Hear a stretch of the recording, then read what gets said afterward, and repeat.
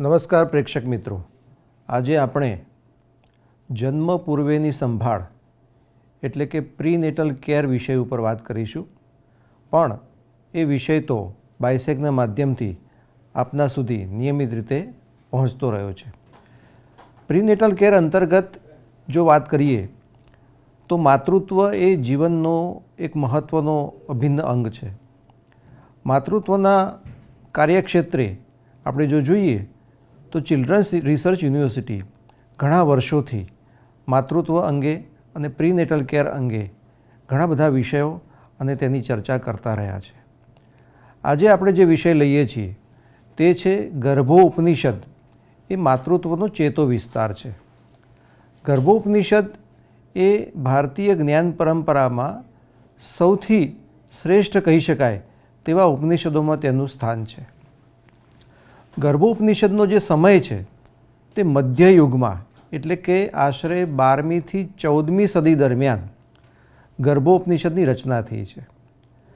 આ જે વિષય વસ્તુ છે તે માતૃત્વ સાથે તો જોડાયેલું જ છે, પરંતુ એક જીવ આ સૃષ્ટિમાં આવી રહ્યો છે, તે જીવની મનોવેદના, તેની માનસિકતા અને તે કેવી પરિસ્થિતિમાંથી પસાર થાય છે તેની પણ ચર્ચા આ ઉપનિષદમાં છે. એ ઉપરાંત ગર્ભની અંદર ગર્ભનો વિકાસ કેવી રીતે થાય છે, તેના કયા અંગો કયા મહિનામાં તૈયાર થાય છે અને તેની માનસિકતા કેવી રીતે વિકસિત થાય છે તેની પણ સુંદર ચર્ચા આ ગર્ભોપનિષદમાં કરવામાં આવી છે. તેની મનોભાવનાઓ અને તે અંગે ગર્ભોપનિષદના ઋષિએ સુંદર વર્ણન કર્યું છે. ગર્ભોપનિષદ એ ખરેખર તો અથર્વવેદનો એક ભાગ તરીકે વર્ણવવામાં આવ્યો છે. આરોગ્ય વિશ્વને ભારતીય જ્ઞાન પરંપરાએ આપેલું એક મહાન વિચાર પુષ્પ છે. આપણે જાણીએ છીએ કે આયુર્વેદના ગ્રંથોમાં ગર્ભ વિજ્ઞાન વિશે અથવા ગર્ભ સંસ્કાર વિશે ઘણી બધી ચર્ચા કરેલી છે. ખાસ કરીને સુશ્રુત સંહિતા હોય અથવા ચરક સંહિતા હોય અથવા અષ્ટાંગ હૃદય હોય, તે બધા જ ગ્રંથોમાં ગર્ભ સંસ્કાર અને ગર્ભ વિજ્ઞાનનું જ્ઞાન આપવામાં આવ્યું છે. આજે જે ચર્ચા કરવા જઈ રહ્યા છીએ તે ગર્ભોપનિષદ એટલે શું છે, તો જન્મ પૂર્વેનો શારીરિક વિકાસ કેવી રીતે થાય છે, અંગ્રેજીમાં જેને એમ્બ્રિયોલોજી કહે છે, તેની ચર્ચા આ ઉપનિષદમાં આપવામાં આવી છે. આ કેટલીક પ્રાસ્તાવિક ચર્ચા આપણે કરી રહ્યા છીએ. તે ઉપરાંત જન્મ સમયે તેની ચેતના અને તેની સ્થિતિની ચર્ચા પણ આ ઉપનિષદમાં કરેલી છે. જીવનચક્ર, પૂર્વજન્મ, માતૃપિતૃ બીજ અને જીવ વગેરેનું અપ્રતિમ આલેખન આ ઉપનિષદમાં કરવામાં આવ્યું છે. આ ઉપનિષદમાં ગર્ભસ્થ શિશુની અવસ્થા, ગર્ભવૃદ્ધિ, આત્મજ્ઞાન અને જન્મ પછીનું જીવન, આ બધા વિષયો ખૂબ સુંદર રીતે આપેલા છે. આ ઉપનિષદની કેટલીક વિશેષતાઓ જોઈએ તો ગર્ભ નિર્માણ અને તેના સ્થાનોની ખૂબ સુંદર માહિતી, સટીક માહિતી આપવામાં આવી છે. 1 થી 9 મહિના સુધી ભ્રૂણ વિકાસના વિવિધ તબક્કાઓ કેવા હોય છે તેની ચર્ચા આ ઉપનિષદમાં કરેલી છે. માતાના આહાર, ચિત્ત, પ્રાર્થના અને ભ્રૂણ, તેની ઉપર થતી અસરોની અહીંયા નિરૂપણ કરેલું છે. આપણે જાણીએ છીએ કે જન્મ પછી આગળના જીવનનું, પૂર્વજન્મનું જ્ઞાન હોતું નથી, પરંતુ આ ઉપનિષદમાં બાળકના જન્મ પૂર્વેનું જ્ઞાન તેને થાય છે અને તેનું પાછું વિસ્મરણ પણ થાય છે. તેની પણ કેટલીક ચર્ચા અહીંયા ઉપનિષદમાં આપી છે. ટૂંકમાં જોઈએ તો જીવન, મરણ, કર્મ અને તે અંગેનું જે ચક્ર છે, વર્તુળ છે, તેનું સંપૂર્ણ વર્ણન આ ઉપનિષદમાં આપેલું છે. ગર્ભધારણ એ કોઈ પણ સ્ત્રી માટેનો શ્રેષ્ઠ કાર્યકાળ છે અને તે પવિત્ર કાર્ય છે. ઉત્તમ પ્રકારના પશુ ઉત્પન્ન થાય અથવા ઉત્તમ પ્રકારના વૃક્ષો થાય તે માટે આપણો સમાજ સક્રિય છે, જાગૃત છે. પરંતુ ઉત્તમ સંતાનો માટે શું હોઈ શકે તેની ચર્ચા વર્તમાન સમયમાં ખૂબ ઓછી અથવા ખૂબ ગંભીરતાથી લેવામાં આવતી નથી. પરંતુ ગર્ભ વિદ્યા વિશે ભારતીય આચાર શું છે તે જાણવું પ્રત્યેક દંપતી માટે આવશ્યક છે. ચરિત્ર નિર્માણનો પ્રારંભ ગર્ભાધાન પૂર્વે અર્થાત સ્ત્રી પુરુષની સંતાનની ઈચ્છાથી જ થઈ જાય છે. જે સમયે માતા પિતા સંકલ્પ કરે છે કે અમારે સંતાન જોઈએ છે, તે સમયથી જ માતા પિતાના મનમાં સૌ પ્રથમ તે સંતાનની આકૃતિનું નિર્માણ શરૂ થાય છે. એટલે કે સંકલ્પ ખૂબ મહત્ત્વનો છે. જેમ મકાન બનાવતા પહેલાં તેના સ્વરૂપની અથવા જેને આપણે મેપ કહીએ છીએ તે નકશાની યોજના બની જાય છે. સારું મકાન ત્યારે જ બને છે જ્યારે તેમાં સારી ઈંટ, ચૂનો, રેતી આ પ્રકારના જે પદાર્થો છે તેની જરૂર પડે છે. તે જ રીતે ઉત્તમ સંતાનની પ્રાપ્તિ માટે પણ શ્રેષ્ઠ શરીર, તેના વિચારો, તેનો આચાર કેવો હોય, તેમાં આહારની પરંપરા કેવી હોય, તે બધી ચર્ચા આ ઉપનિષદમાં કરવામાં આવી છે. એટલે કે સારું બી એકઠું કરવું પડે, સારું ખેતર હોવું જોઈએ, સારું પરિશ્રમ કરવો પડે. આ બધી વસ્તુની સાથે ઋતુની પણ અસર ગર્ભ ઉપર થાય છે. તો આ બધા વિષયોની ચર્ચા આ ઉપનિષદમાં ખૂબ સુંદર રીતે કરી છે. ઉપનિષદનો પ્રારંભ છે તે આપણે જાણીએ છીએ કે શાંતિ મંત્ર એટલે કે ઓમ સહનાવતુ સહનો ભુનક્તુથી થાય છે. એટલે કે સૌનું કલ્યાણ થાય અને સૌ એકબીજાનું પોષણ કરે, શક્તિપૂર્વક સહયોગથી કાર્ય કરે અને સ્ફૂર્તિદાયક બનીને અસરકર્તા બની રહે અને કોઈનો દ્વેષ ન થાય, તે પ્રકારની શુભ ભાવના આ ઉપનિષદના પ્રારંભે આપેલી છે. તરત જ પછી પંચભૂતાત્મક શરીર, આપણું જે શરીર છે તે પંચભૂતોનું બનેલું છે. આપણે જાણીએ છીએ ઓમ પંચાત્મકમ પંચસુ વર્તમાનમ ષડાશ્રયમ ષડગુણયુક્તમ. આ શરીર છે તે પંચ મહાભૂતોનું બનેલું છે, સ્ત્રી પુરુષનું બનેલું છે અને તે 6 રસ પર આધારિત છે. 6 ગુણોથી પણ સંકલિત છે, ત્રિગુણ અને ત્રિદોષથી જોડાયેલું છે. સપ્ત ધાતુ એટલે રસ, રક્ત, માંસ, અસ્થિ, મજ્જા અને શુક્ર, આ 7 તત્વોથી 7 ધાતુઓથી આ શરીર બને છે. અને ત્રિગુણયુક્ત છે, સત્વ, રજસ, તમસથી બનેલું છે અથવા વાત, પિત્ત, કફથી બનેલું છે. તો એક શરીરનું ભૂગોળ, શરીરની રચના કેવી રીતે થાય છે તે શરૂઆતમાં જ ગર્ભોપનિષદમાં આપી દીધી છે. એટલે સ્ત્રી અને પુરુષના નામના 2 તત્વો, 2 પાત્રોથી શરીરની રચના થાય છે અને 4 પ્રકારના આહારોથી પોષાયેલું છે. તો પહેલાં જ શ્લોકમાં, પહેલાં જ મંત્રમાં પંચાત્મકમ જે શરીર છે અને તેના આહાર, એની સપ્તધાતુ, એની ચર્ચા અહીંયા કરી છે. મિત્રો આગળ જોઈએ તો આ પંચમહાભૂતો ખરેખર છે શું? પંચાત્મક કેવી રીતે છે? તો આપણે જાણીએ છીએ કે શરીરની રચનામાં પૃથ્વી તત્વ, જળ તત્વ, અગ્નિ તત્વ, વાયુ અને આકાશ, એ પંચમહાભૂતોને કારણે શરીર તૈયાર થાય છે. આ પંચમહાભૂત જે શરીર છે તેમાં જે કંઈ સખત છે તે પૃથ્વી તત્વ છે. અહીંયાથી આપણે આ વિષયને વધુ આગળ રીતે સમજીએ કે જે કંઈ સખત છે તે પૃથ્વી છે, જે પ્રવાહી છે તે પાણી છે, જે કંઈ ઉષ્ણ છે તે અગ્નિ છે, જે ગતિ છે તે હવા છે અને જે અવકાશ છે, ખાલી જગ્યા છે, તે આકાશ છે. મિત્રો અહીંયા સમજીએ કે આપણું શરીર અને યદ પિંડે તદ બ્રહ્માંડે, વિશ્વમાં અથવા વાતાવરણમાં અથવા પૃથ્વી પર જે તત્વો રહેલા છે તે બધા જ તત્વો સૂક્ષ્મ રૂપે આપણા શરીરમાં રહેલા છે. શરીર પણ સખત હોય છે, પ્રવાહીનું પણ સ્વરૂપ છે શરીરમાં, એટલે કે પૃથ્વી તત્વ પણ છે, પ્રવાહી તત્વ છે. એ જ રીતે ઉષ્ણતા એટલે અગ્નિ પણ આપણા શરીરમાં જોવા મળે છે, ઉષ્ણતા જોવા મળે છે. એ જ રીતે ગતિ પણ છે, હવા પણ છે અને અવકાશ એટલે ખાલી જગ્યા પણ છે. તો આમ કુલ મળીને આપણું શરીર છે એ પંચમહાભૂતાત્મક છે અને તેનું સ્થાન શું છે તે આપણે જોયું. હવે આ પંચ મહાભૂતો છે તેની ઓળખ કરવી હોય તો શું કરવું પડે? પૃથ્વી તત્વ છે તે આધારનું કામ કરે છે. જે જળ તત્વ છે તે બધાને એકરૂપ કરે છે, મેળવી આપે છે. અગ્નિ તત્વ છે એ તેજ આપે છે, એટલે ભોજનનું પાચન હોય તે પ્રકારના કાર્યો છે તે અગ્નિ તત્વ વડે થાય છે. તે જ રીતે હવા જે છે તે હલનચલન માટે આપણા અંદર જે ગતિ જોવા મળે છે તે હવા નામના તત્વથી થાય છે, એટલે કે વાયુથી થાય છે. આકાશ છે તે મોકળાશ માટે છે. સરળતા, સહજતા આવે અને મોકળાશ અનુભવાય મનમાં તો તે આકાશ તત્વ છે. બીજી રીતે કાન શબ્દ સાંભળવા માટે છે. શબ્દનું જે તત્વ છે તે કાનથી સંભળાય છે. ત્વચાનું કામ શું છે? તો સ્પર્શનું કામ છે. આંખનું કામ છે તે જોવા માટે છે.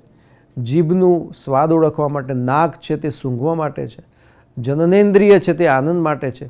અપાન વાયુ છે તે ઉત્સર્ગ માટે છે. અને માણસ તે બધું બુદ્ધિથી અને મનથી જાણી શકે છે. તો અહીંયા દરેક ઇન્દ્રિયોનું કાર્ય શું છે અને તે કાર્યો સાથે એની ક્રિયા પ્રતિક્રિયા કેવી જોડાયેલી છે તેની ચર્ચા કરેલી છે. અહીંયા જે પ્રાસ્તાવિક વાત કરી, શરીરની રચનાની પાયાની વાતની ચર્ચા કરી. હવે મંત્ર 1માં શું કહે છે? ષડાશ્રયમિતિ કસ્માત. આ જે 6 સ્વાદ છે તેનો આધાર શું છે? તો એ ષડ રસ એટલે અન્નના 6 સ્વાદ છે. આપણે જાણીએ છીએ મધુર, ખાટો, ખારો, તીખો, કડવો અને તુરો. આ 6 સ્વાદ એ આપણા શરીરમાં છુપાયેલા છે. એ જ રીતે ષડજ એટલે કે જે સંગીતના ધ્વનિ છે તે પણ 6 છે. રિષભ, ગંધાર, મધ્યમ, પંચમ, ધૈવત, નિષાદ. એ રીતે પ્રાર્થના સાથેના 10 પ્રકાર બનાવે છે. તો આ ઉપનિષદ આપણને રાગ વગેરેનું અથવા ધ્વનિ વગેરેનું પણ જ્ઞાન આપે છે કે આ બધા ષડ રસો છે અને ષડ રાગ છે તે પણ ગર્ભોપનિષદનો એક વિષય બની રહ્યો છે. તે રીતે આગળ જોઈએ, જીવનના જેટલા વિષયો છે તે બધા જ વિષયો અહીંયા ગર્ભોપનિષદને સમાવ્યા છે. હવે અહીંયા રંગોની વાત થઈ. શુક્લો રક્ત કૃષ્ણો ધૂમ્ર પીત કપિલ પાંડુરીતિ. શ્વેત રંગ છે, લાલ રંગ છે, કાળો રંગ છે, ભૂખરો રંગ છે, પીળો, રતાશ પડતા, પીળાશ પડતા, ફીકા રંગનું. એટલે જ્યારે દેવદત્ત વિષયનો આનંદ ઈચ્છે છે ત્યારે આ પ્રકારના શરીરની અંદર રંગો એટલે કે સપ્ત ધાતુઓમાં આ રંગ દેખાય છે. આ જે સપ્ત ધાતુ છે તે ત્રિગુણ યોગ્ય સંયોજનથી 6 સ્વાદ અને 6 વિષયો સાથે જોડાઈને સપ્ત ધાતુ નિર્માણ કરે છે. આહારના રસમાંથી રક્ત બને છે.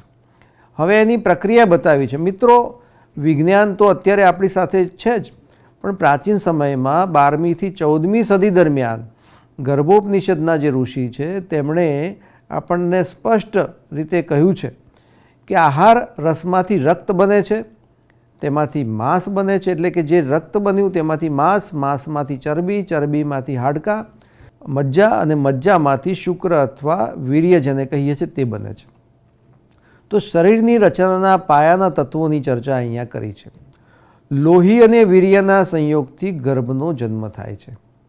એક ખૂબ મોટી વાત અહીંયા ઉપનિષદના ઋષિએ કહી છે કે લોહી અને વીર્યના સંયોગથી ગર્ભનો જન્મ થાય છે.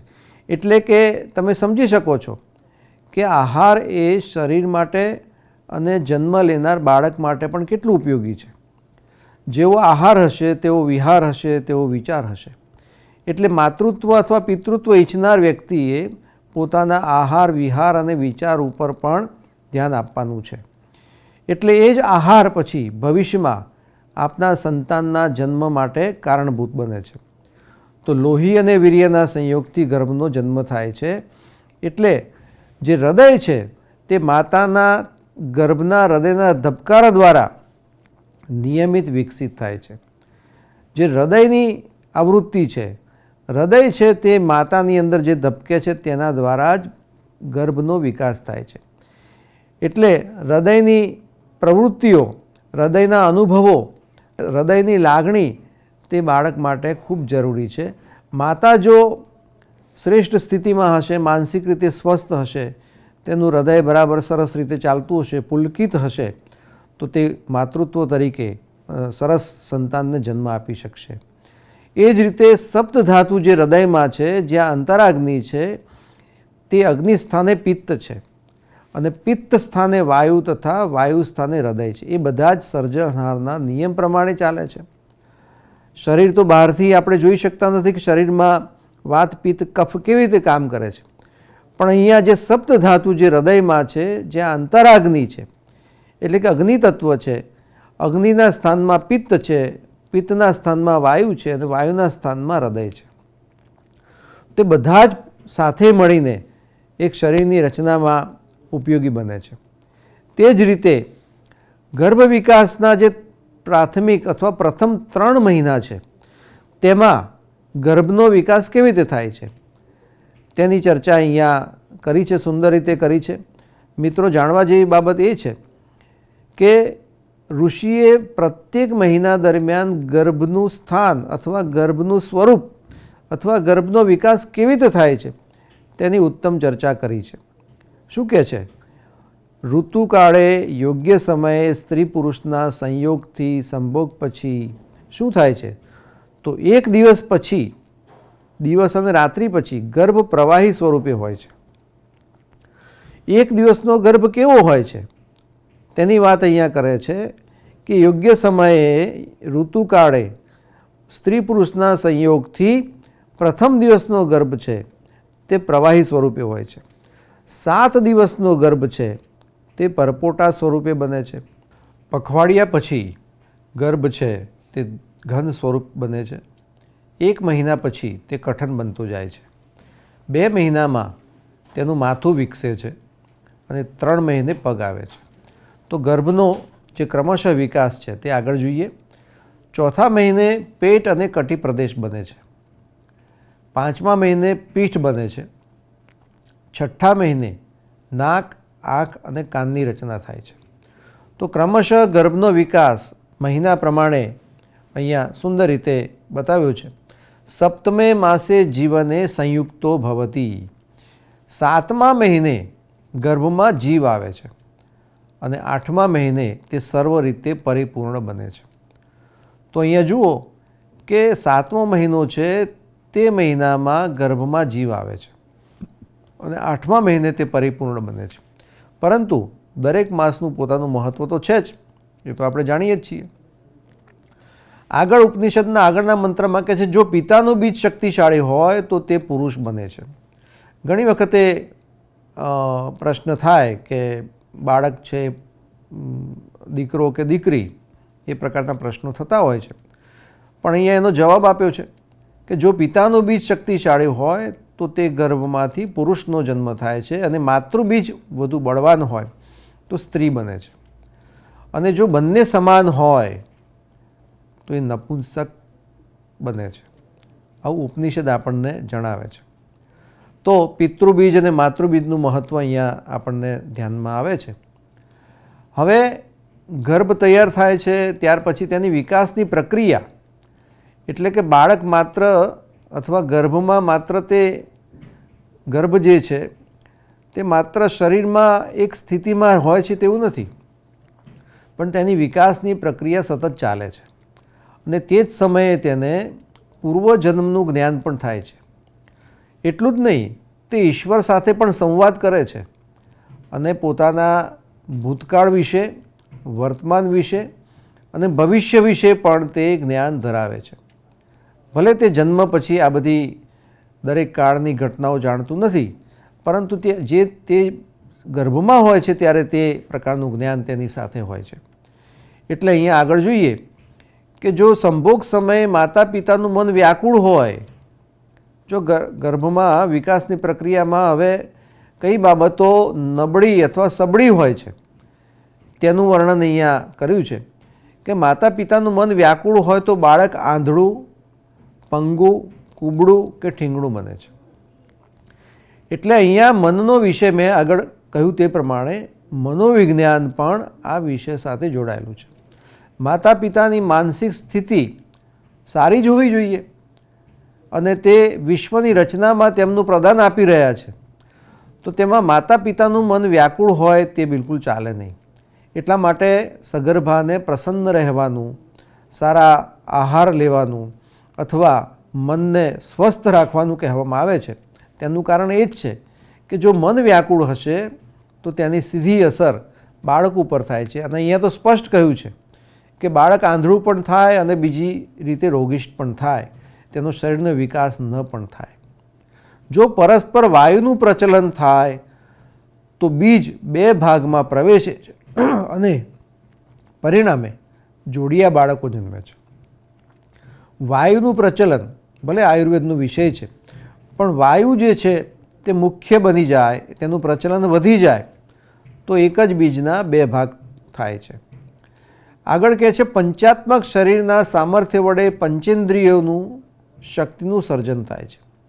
એટલે કે શરીરનું જે સામર્થ્ય છે તે સામર્થ્ય ગર્ભની પંચેન્દ્રિયો છે તેની શક્તિનું સર્જન કરે છે. અવિનાશી અક્ષર ઓમકારનું ધ્યાન કરે છે.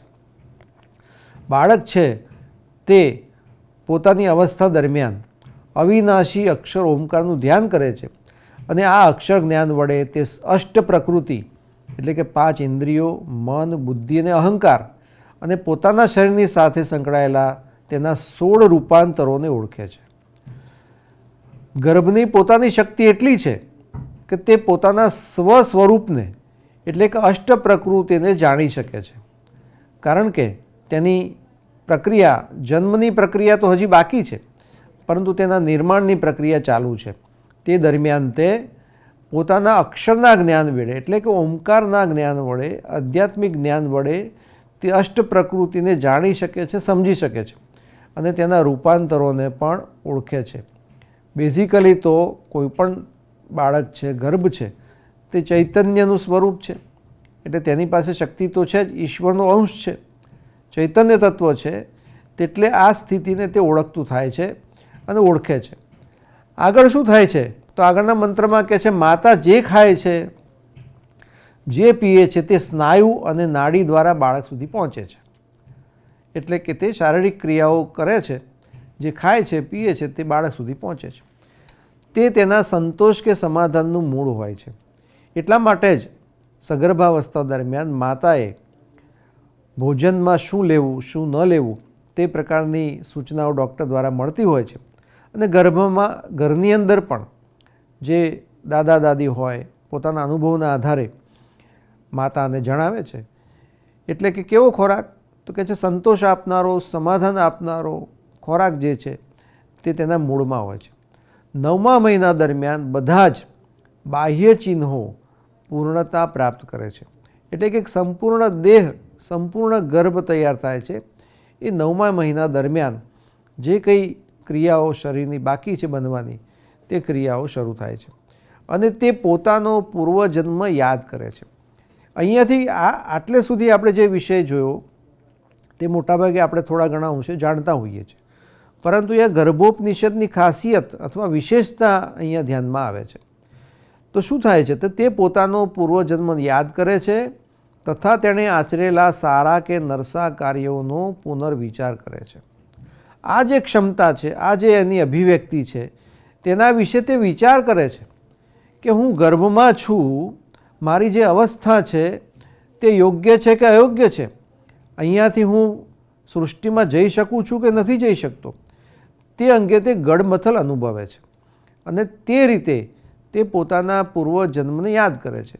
જેવી રીતે આપણે ગઈકાલને યાદ કરી શકીએ કે ના કરી શકીએ, ભલે આપણી પાસે કોઈ સાધન નથી, પરંતુ મન બુદ્ધિની શક્તિથી આપણે ગઈકાલને યાદ કરી શકીએ છીએ. એટલું જ નહીં, 1 વર્ષ પહેલાં કોઈ ઘટના બની છે તેને પણ યાદ કરી શકીએ છીએ, વર્ષો પહેલાંની ઘટના પણ યાદ કરી શકીએ છીએ. એ જ રીતે વગર કોઈ સાધન વિના, એટલે કે આપણા મન અને બુદ્ધિમાં એવી ક્ષમતા રહેલી છે, સ્મરણ શક્તિ રહેલી છે, જેના કારણે આગળના વર્ષોનું, દિવસોનું જ્ઞાન આપણને છે. બસ એ જ રીતે જે ગર્ભ છે તે પોતાના પૂર્વજન્મને યાદ કરે છે અને તેણે આચરેલા સારા અથવા નરસા કર્મોનો પુનર્વિચાર કરે છે. હવે પોતાનો પૂર્વજન્મ યાદ કરે છે એટલે તેની સાથે સારી સ્મૃતિઓ અને ખરાબ સ્મૃતિઓ પણ સંકળાયેલી છે અને તે વિચારે છે, તે ગર્ભ વિચારે છે. શું વિચારે છે? મેં અનેક વાર ગર્ભવાસ સેવ્યો છે.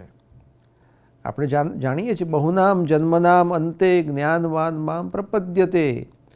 અનેક જન્મોના કર્મોના ફળ પછી બહુનામ જન્મનામ અંતે જ્ઞાન પ્રાપ્ત કરી શકાય છે. એ જ રીતે ગર્ભની અંદર પણ તે જ્ઞાન રહેલું છે અને પહેલો જ વિચાર કરે છે કે પહેલી જ વખત હું માતાની કુક્ષીમાં આવ્યો છું તેવું નથી, આ પૂર્વે પણ અનેક વખત મેં ગર્ભવાસ સેવ્યો છે. ગર્ભવાસ દરમિયાન શું છે તો કહે છે અનેક પ્રકારનો ખોરાક ખાધો છે. એ તો આપણે પણ જાણીએ છીએ. અનેક માતાઓના ધાવણ પીધા છે અને વારંવાર જન્મ્યો છું અને મર્યો છું. હવે આ જે ઘટમાળ છે, ભારતીય પરંપરામાં અથવા ભારતીય તત્વજ્ઞાનમાં વારંવાર જન્મ લેવો પડે છે એ પણ સ્વીકાર્યું છે અને જન્મનું બંધન છે તે વિશે પણ સ્વીકારેલું છે. વારંવાર જન્મ અને મરણના ફેરામાંથી દરેક વ્યક્તિ છૂટવા માગે છે, જેને આપણે મોક્ષ કહીએ છીએ અથવા મુક્તિ કહીએ છીએ. એટલે એ ગર્ભ વિચારે છે કે હું દુઃખમાં ડૂબ્યો છું, પણ તેનો કોઈ ઉપાય દેખાતો નથી.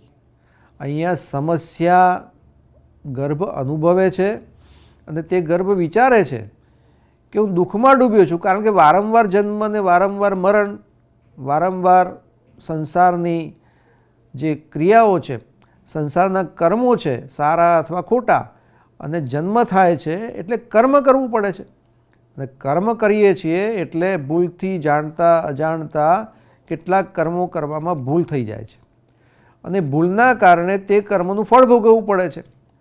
એટલે પુનરપી જનનમ પુનરપી મરણમ પુનરપી જનની જઠરે શયનમ, આવું શંકરાચાર્યએ પણ કહ્યું છે.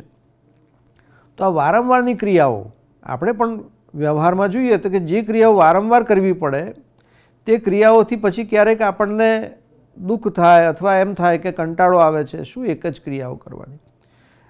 જે વ્યક્તિ યુવાનીમાં નોકરી લાગે છે તેને નોકરી કરવાનો આનંદ મળે છે, પણ વર્ષો પછી જે ગમતી ક્રિયા છે, નોકરી હોય, વ્યવસાય હોય, ધંધો હોય, કોઈ પણ ક્રિયા હોય, તે ક્રિયામાં એક ધારાપણું આવી જાય છે અને તે ક્રિયા પ્રત્યેક પ્રકારની અરુચિ ઊભી થાય છે. તેમાં ગર્ભ પણ આ બધી ચિંતા કરે છે, વિચાર કરે છે, ચિંતન કરે છે કે હું દુઃખમાં ડૂબ્યો છું, પણ તેનો ઉપાય દેખાતો નથી. જો ઈશ્વરથી પણ નજીક છે, માયાથી પણ નજીક છે, માતાથી પણ નજીક છે, પણ ગર્ભની પોતાની આ ક્ષમતા છે, પોતાને મળેલું વરદાન છે, એટલે તે ગર્ભ વિચાર કરે છે કે હું દુઃખમાં તો ડૂબ્યો છું, પણ તેનો ઉપાય દેખાતો નથી. અને મિત્રો જુઓ, અહીંયા પછી એ જ ગર્ભ સંકલ્પ કરે છે. જગતમાં જે શ્રેષ્ઠ વિષયો છે તેમાંનો એક વિષય છે સંકલ્પ કરવો. તો ગર્ભાવસ્થા દરમિયાન પણ તે ગર્ભ સંકલ્પ કરે છે. શું સંકલ્પ કરે છે? ખૂબ મોટો સંકલ્પ કરે છે. હું આ ગર્ભમાંથી બહાર આવીશ તો હું અશુભનો નાશ કરનારા તથા મુક્તિ અપાવનારા સાંખ્ય યોગનો આશ્રય લઈશ. સાંખ્ય યોગ એટલે જ્ઞાન યોગ. શ્રીમદ ભગવદ્ ગીતામાં સાંખ્ય યોગ કહ્યો છે. તો પહેલી એની અરજ છે, ઈશ્વરને અરજ કરે છે, વિનંતી કરે છે. શું કહે છે? કે હું આ ગર્ભમાંથી બહાર આવીશ તો હું અશુભનો નાશ કરનારા અને મુક્તિ અપાવનારા સાંખ્ય યોગનો આશ્રય લઈશ. એટલે તેણે સ્વીકાર્યું છે કે જગતમાં તો અનેક વિષયો છે, એ વિષયોની સાથે તો હું રહીશ, જીવનયાપન માટે હું વિષયોને તો સ્વીકારીશ, પણ તેની સાથે સાથે સાંખ્ય યોગનો આશ્રય લઈશ. હું માત્ર હરવા ફરવામાં સમય બગાડીશ નહીં, પણ તેની સાથે સાથે જ્ઞાનને પણ હું સ્વીકારીશ. તો જુઓ, અહીંયા સાંખ્ય યોગનો આશ્રય લઈશ. આપણે ત્યાં જ્ઞાનની આખી પરંપરા છે, કર્મની પણ પરંપરા છે. તો તેમાંથી હું જ્ઞાનનો આશ્રય લઈશ અને જો આ ગર્ભમાંથી બહાર આવીશ તો હું દુઃખોનો નાશ કરનારા અને મુક્તિદાતા મહેશ્વરનો આશ્રય લઈશ. અને બીજો આશ્રય છે તે ઈશ્વરનો લઈશ. તો જ્ઞાન સ્વરૂપ ઈશ્વરનો આશ્રય લઈશ તેવી ગર્ભે વિનંતી કરી છે. આપણે જાણીએ છીએ કે ગર્ભમાં બાળકનો જે વિકાસ થાય છે તો છે જ, પણ ત્યાર પછી ગર્ભનો પ્રસવ દ્વારા જે જન્મ થાય છે બાળક તરીકે, તે આખી ક્રિયા છે તે અસહ્ય હોય છે. જન્મ થતાં બાળક રડવા લાગે છે, તેને એક જગતમાંથી બીજા જગતમાં આવવાનું છે, શ્વાસ લેવાનો છે, આ જગતમાં તેને સેટલ થવાનું છે. એટલે આખી પ્રક્રિયા છે એની એક પરીક્ષા છે. એ પરીક્ષા બાળકે અથવા ગર્ભે આપવાની છે.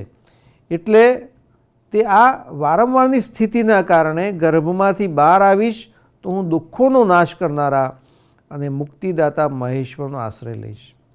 તો મિત્રો જુઓ અહીંયા કે ગર્ભ પોતે પોતાની વાણીમાં શું વિચારે છે તેનું ચિંતન અહીંયા ઋષિએ કર્યું છે અને સાચું જ લાગે છે.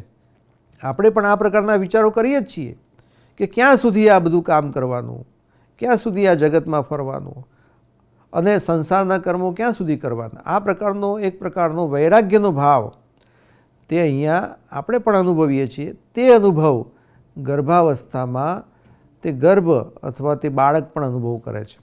એટલે અશુભનો નાશ કરવા માટે, મુક્તિ મેળવવા માટે તે જ્ઞાન પ્રાપ્ત કરીશ અને ગર્ભમાંથી બહાર આવીશ તો હું દુઃખોનો નાશ કરનારા મુક્તિદાતાનો મહેશ્વરનો આશ્રય લઈશ. હું ઈશ્વરના શરણે જઈશ. આ બે મોટી પ્રતિજ્ઞાઓ ગર્ભ કરે છે. હવે આ તો એક સંકલ્પ થયો કે ગર્ભ પોતે આ પ્રકારનું વિચારે છે, પૂર્વજન્મ વિશે જાણે છે, જન્મ અને મરણના ફેરાની ચિંતા કરે છે અને મુક્ત થવા માટે તેણે કહ્યું કે હું હવે ગર્ભમાં આવી જ ગયો છું, તો હું ગર્ભમાંથી જ્યારે બહાર આવીશ, જગતમાં જઈશ, ત્યારે હું મારા બે મુખ્ય કાર્યો હશે. એક કાર્ય હશે જ્ઞાન પ્રાપ્તિનું અને બીજું કાર્ય હશે મુક્તિદાતા મહેશ્વરનો આશ્રય લેવાનું. તો અહીંયા જુઓ કે એની પ્રતિજ્ઞાઓ આગળ વધતા શું કહે છે કે જો હું આ ગર્ભમાંથી બહાર આવીશ તો નારાયણના આશ્રય જઈશ, જે દુઃખોનો નાશ કરીને મુક્તિ અપાવે છે. યદિ યોન્યા પ્રમુંચામી તમ પ્રપદ્યે ભગવંતમ નારાયણમ દેવમ અશુભ ક્ષણ કર્તારમ ફલ મુક્તિ પ્રદાયકમ. મુક્તિ પ્રાપ્ત થશે એટલે કે જો હું ગર્ભમાંથી બહાર આવીશ તો નારાયણના આશ્રય જઈશ, જે દુઃખોનો નાશ કરીને મુક્તિ અપાવે છે. જો હું આ ગર્ભમાંથી બહાર આવીશ તો અનંત બ્રહ્મનું ધ્યાન કરીશ. ફરીથી વારંવાર એ પોતાની વિનંતી રજૂ કરે છે કે હું ઈશ્વરનું સ્મરણ કરીશ અને નારાયણના આશ્રય જઈશ, તેવી વાત તે પોતાના મનમાં કરે છે. અને મંત્ર 4માં કહે છે કે મને પૂર્વજન્મનું વિસ્મરણ થાય, માયાનું બંધન થાય, તે રીતની સ્થિતિમાંથી ઉગારો. એટલે કહે છે જ્યારે તે જન્મનાળની સમીપ પહોંચે છે અને તેમાંથી કષ્ટપૂર્વક બહાર આવી જાય છે કે તરત જ તેને માયા વીંટળાઈ જાય છે. અથ જંતુ સ્ત્રી યોનિશત યોનિ દ્વારીમ સંપ્રાપ્તો. એટલે કે જેવો એનો જન્મ થાય છે, જન્મ કષ્ટપૂર્વકનો છે, એટલે જન્મનાળની નજીક પહોંચે છે અને કષ્ટપૂર્વક બહાર આવે છે. તેની પ્રાર્થના વિનંતી તો આપણે જોઈ, પણ તે બહાર આવી જાય છે કે તરત જ એક મોટી ઘટના બને છે અને પ્રકૃતિગત ઘટના, સંસારની જે માયા છે તે તેને વીંટળાઈ જાય છે. એટલે કે તરત જ એનું સ્વરૂપ બદલાઈ જાય છે. તે ગર્ભની જે વિચારની પ્રક્રિયા થોડી ક્ષણો પહેલાં હતી, થોડાક સમય પહેલાં તે વિચારતું હતું, તે ગર્ભ માયામાં વીંટળાઈ જાય છે. જેને લીધે તે પૂર્વજન્મ તેમજ તે જન્મમાં કરેલા સારા અને નરસા બધા જ કર્મો ભૂલી જાય છે.